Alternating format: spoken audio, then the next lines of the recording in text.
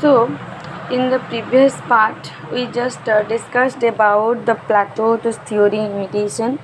Now we will know the Plato's concept and how is the poetry twice removed from reality and why Plato banned poets from ideal republics. Okay, let's discuss.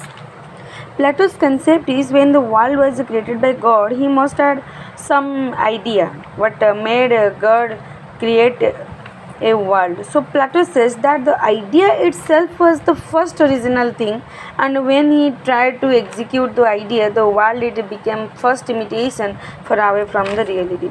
So Plato is of the view the poetry is an imitation and it is should not be trusted.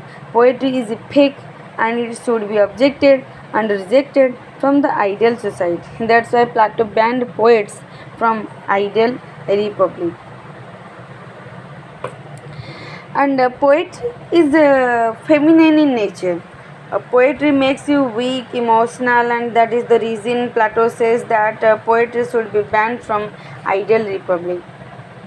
So let's know how is the poetry twice removed from reality. Now when a poet himself is inspired by fake things and when he is writing down something which is again an imitation of the fake thing means that the conveyed message is twice removed from reality and should not be trusted, and poetry thrice removed from reality. How? Now a poet is inspired by the worldly beauty, for example beautiful mountain, and this is created by God.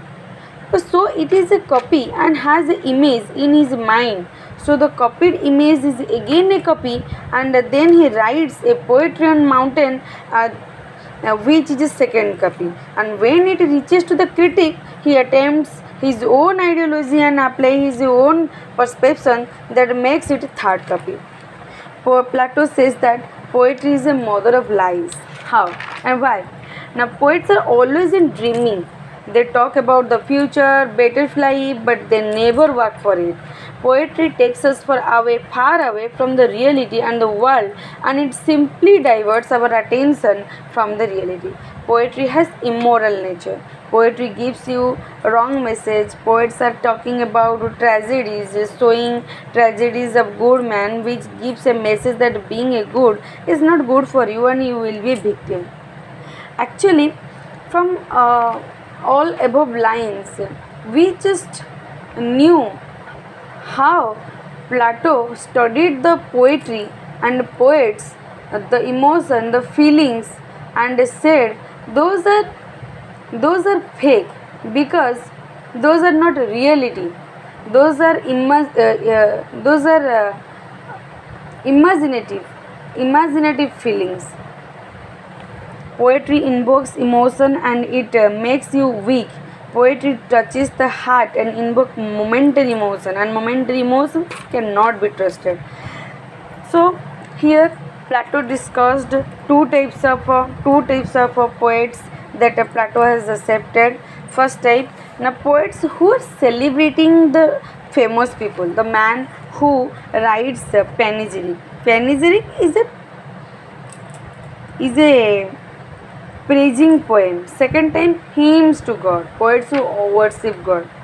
So in Republic chapter B5, he talks about the life of a man and a woman. So he compares the woman to dog.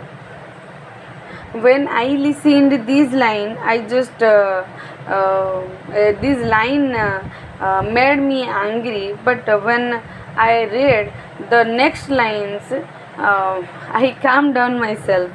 So listen, as even female dog has certain responsibilities. If she cannot go for hunting like male dog, she takes care of her puppies. This is how a woman takes care of home affairs.